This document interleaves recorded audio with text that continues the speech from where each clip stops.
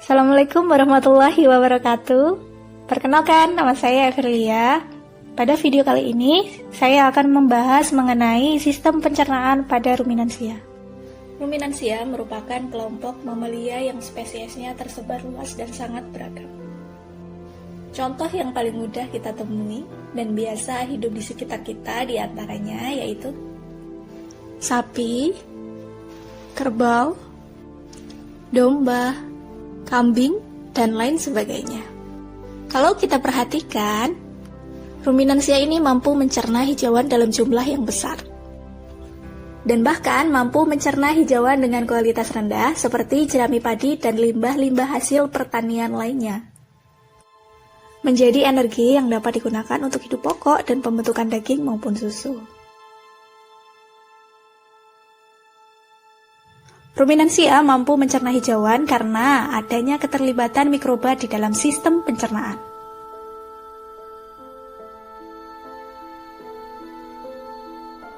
Sebelum ke proses pencernaan, ada baiknya kita mengetahui dulu organ-organ yang terlibat dalam proses pencernaan ruminansia. Organ utama atau organ yang terlibat dalam proses pencernaan ruminansia secara langsung, ini yang pertama ada mulut. Di dalam mulut terdapat gigi yang membantu proses mastikasi atau proses pengunyahan pakan. Terdapat pula kelenjar-kelenjar saliva, ini yang mensekresikan saliva, fungsinya sebagai buffer, kemudian juga berfungsi sebagai pelumas pakan, dan juga sebagai suplai non-protein nitrogen. Yang kedua ada faring. Faring ini merupakan katup yang mengatur saluran pernapasan dan juga saluran pencernaan. Yang ketiga ada esofagus. Esofagus ini merupakan saluran penghubung antara mulut dan juga lambung. Di dalam esofagus juga dilengkapi dengan otot-otot yang membantu proses penelan pakan dengan gerakan peristaltiknya. Kemudian yang keempat, ini ada lambung. Lambung ruminansia ini yang membedakan hewan ruminansia dengan hewan ternak lainnya, di mana di dalam ruminansia, lambungnya ini terdapat 4 kompartemen atau 4 bagian. Bagian-bagian tersebut meliputi rumen, kemudian ada retikulum, ada omasum dan abomasum. Yang kelima, ini ada usus. Usus terbagi menjadi 2 bagian. Ada usus halus dan juga usus besar. Nah, usus halus ini terdiri dari duodenum, jejunum, dan ileum. Kemudian usus besar ini terdiri dari kolon, cecum, rectum, dan anus. Ya, ini merupakan gambar rumen, retikulum, omasum, dan juga abomasum. Kalau kita perhatikan gambar rumen, ini gambarnya seperti handuk ya. Ini biasa juga disebut sebagai perut handuk. Karena papila-papila yang terdapat di dalam rumen ini berkumpul menjadi satu sehingga tampak seperti handuk. Papila-papila di dalam rumen ini berfungsi sebagai tempat absorpsi nutrien. Kemudian gambar yang kedua ini ada retikulum. Retikulum ini bentuknya seperti jala. Ya, maka dari itu disebut juga sebagai perut jala. Kalau secara fisik, retikulum ini tidak dapat dipisahkan ya dengan rumen. Kemudian rumen dan retikulum ini secara bersama-sama dapat menampung cairan dan makanan 50 sampai dengan 120 liter ya. Kemudian ini ada gambar yang ketiga, omasum. Ini disebut juga sebagai perut buku karena memang bentuknya yang berlipat-lipat sehingga membentuk seperti buku. Yang terakhir ini ada abomasum. Ini disebut juga sebagai perut sejati karena di dalam abomasum ini terjadi proses pencernaan secara enzimatis. Kalau yang ketiganya tadi ini yang rumen, retikulum, dan omasum, ini terjadi proses pencernaan secara fermentatif. Jadi inilah yang membedakan pencernaan ruminansia dengan hewan ternak yang lainnya. Selain organ utama, juga terdapat organ-organ aksesori. Organ-organ aksesori ini fungsinya untuk membantu proses pencernaan dari organ utama. Organ aksesori terdiri dari pankreas, kemudian ada juga hati dan juga kandung empedu. Pankreas ini berfungsi untuk mensekresikan enzim-enzim pencernaan. Enzim-enzim inilah yang nantinya akan merombak senyawa-senyawa kompleks menjadi lebih sederhana sehingga nantinya bisa diserap oleh tubuh. Enzim yang disekresikan oleh pankreas itu seperti lipase, amilase, dan tripsin. Kemudian hati Hati ini berfungsi untuk mensekresikan cairan empedu. Kemudian cairan empedu ini akan ditampung atau disimpan di dalam kandung empedu, ya. Selain proses penyimpanan, ya, kandung empedu ini berfungsi untuk mengentalkan dan mensekresikan cairan empedu. Nah, cairan empedu inilah yang berfungsi untuk mengemulsi lemak.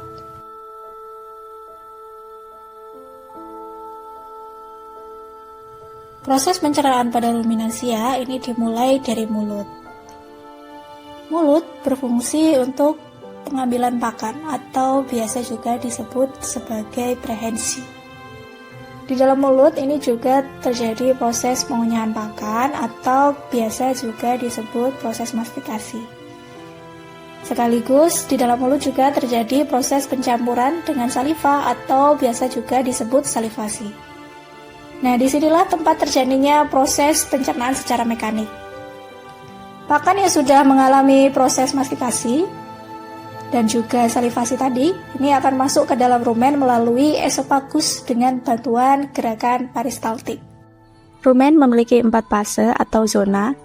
Zona paling atas disebut juga zona gas karena di dalamnya terdapat akumulasi gas-gas seperti CO2, CH4, H2, N2, dan O2. Di bawah zona gas, terdapat juga zona apung atau pet zone.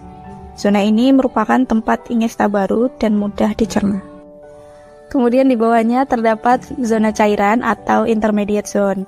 Cairan rumen pada zona ini mengandung hasil metabolit terlarut dan juga mengandung mikroba. Zona paling bawah yaitu zona endapan atau biasa disebut juga high density zone. Di dalam rumen hidup mikroba seperti bakteri, protozoa, dan juga fungi. Bakteri merupakan biomasa mikroba paling besar yang ada di dalam rumen, yaitu sekitar 1 kali 10 pangkat 10 sampai dengan 1 kali 10 pangkat 11 sel per mili. Bakteri terkumpul pada pakan dan juga jaringan lepas. Kemudian juga terdapat pada zona liquid dan juga melekat pada dinding rumen. Selain itu, ada beberapa bakteri yang menempel pada protozoa, sehingga bakteri dapat ditemukan juga di protozoa. Hampir semua bakteri di dalam rumen ini merupakan bakteri anaerob. Bakteri rumen merombak senyawa-senyawa kompleks seperti selulosa, hemiselulosa, amilosa, dan lain-lain menjadi senyawa yang lebih sederhana, sehingga bisa dimanfaatkan oleh tubuh ternak. Kemudian, protozoa di dalam rumen mencapai 1 kali 10 pangkat 4 sampai dengan 1 kali 10 pangkat 5 sel per mili. Meskipun fungsinya belum diketahui secara jelas, tetapi protozoa ini diketahui dapat membantu menyeimbangkan pH rumen dengan mencerna pati serta menjaga keseimbangan bakteri yang ada di dalam rumen. Mikroba rumen lainnya yaitu fungi. Fungi ini jumlahnya mencapai 1 kali 10 pangkat 4 dan juga berfungsi untuk mencerna pakan berserat. Fungi membentuk koloni pada jaringan selulosa pakan. Rhizoid fungi ini akan menembus dinding sel tanaman sehingga pakannya akan mudah dicerna oleh bakteri. Keragaman mikroba dalam rumen ini tergantung pada pakan yang dikonsumsi oleh ternak. Fermentasi yang dilakukan oleh mikroba rumen ini akan menghasilkan beberapa produk-produk seperti VFA, NH3, CH4, CO2, dan juga panas. VFA terdiri dari asetat, propionat, dan juga butirat. Ketiganya ini merupakan sumber energi utama bagi ternak. Rasio asetat, propionat, dan juga butirat ini berbeda-beda tergantung dengan pakan yang diberikan. Meskipun demikian, produksi asetat akan selalu lebih tinggi dibandingkan propionat dan butirat. Pemberian pakan dengan proporsi serat kasar yang tinggi, kira-kira perbandingan asetat, propionat, dan juga butiratnya adalah 70, 20, dan 10.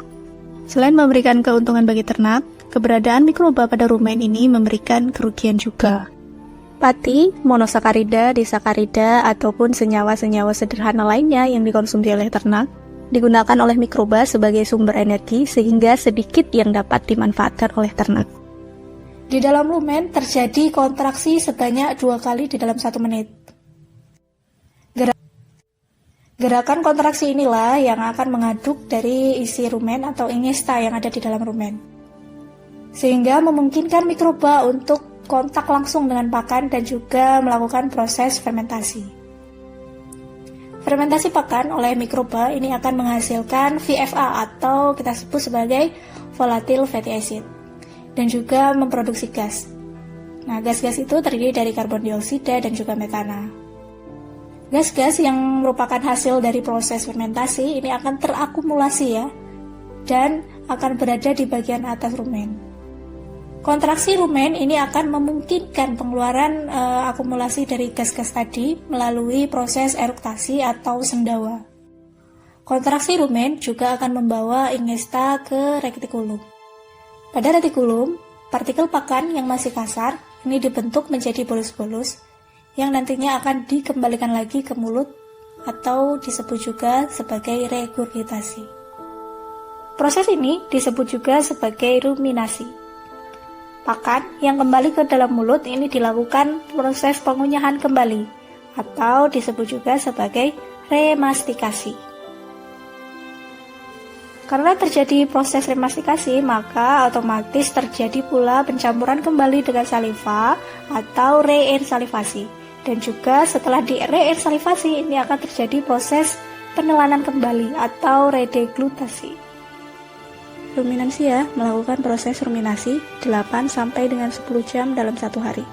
Artinya, sepertiga kehidupannya dalam satu hari ini dilakukan untuk proses ruminasi.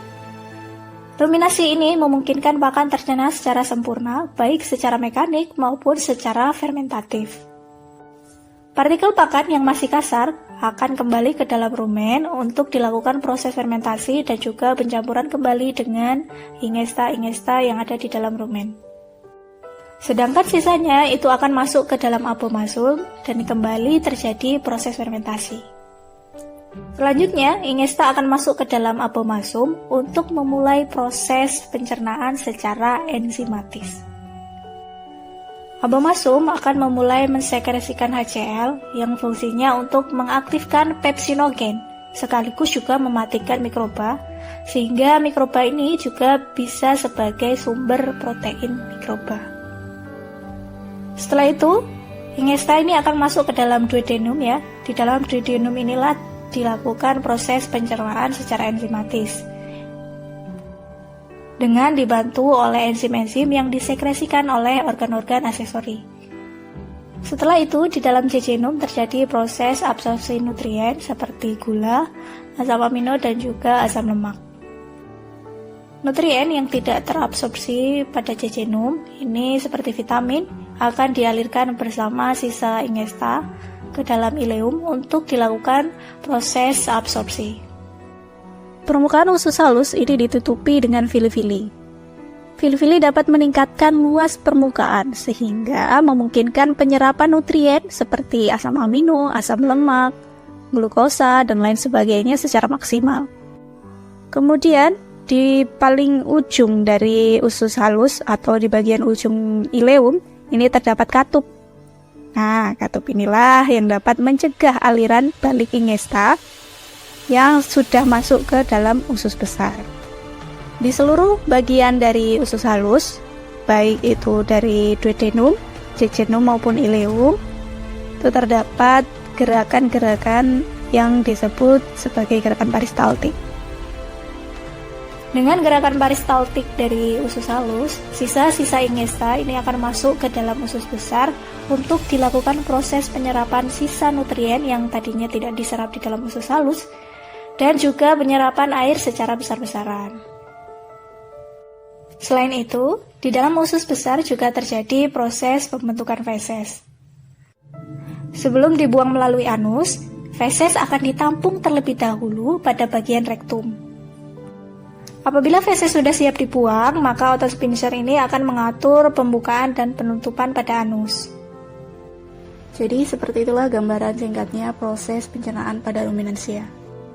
Di mana proses pencernaan pada ruminansia ini sangat kompleks dan sangat unik ya, karena terdapat simbiosis antara ternak dan juga mikroba yang ada di dalam rumen untuk mencerna pakan. Di mana ketika ruminansia mengkonsumsi pakan juga sekaligus mensuplai nutrien untuk mikroba, dan mikroba juga memberikan timbal balik dengan membantu proses pencernaan hijauan, terutama pencernaan selulosa. Sekian untuk pembahasan dari proses pencernaan ruminansia. Terima kasih sudah menonton. Assalamualaikum warahmatullahi wabarakatuh.